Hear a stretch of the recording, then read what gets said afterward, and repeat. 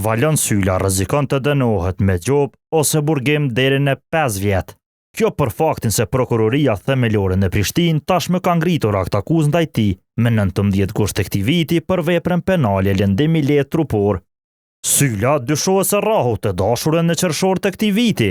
Dënimet zakonisht për rastet lëndimit të lehtë trupor janë dënime varësisht prej asoj pjesës paragrafeve që paraqit lëndimi i lehtë. Kem dënim deri në 3 vjet.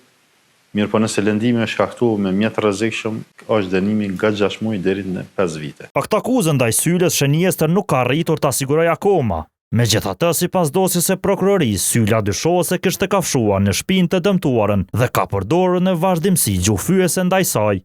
Prokuroria pretendon gjithashtu se në momenti kur kanë arritur te banesa të dëmtuarës, ajo ka tentuar të largohet nga vetura, por Sylla ka ndaluar me forcë duke e kapur dhe shtrënguar, si dhe ka tërhequr për flokësh. Sylla ishte arsyetuar duke thënë se gjysma e pretendimeve të prokurorisë nuk janë të vërteta. Shënjestër.net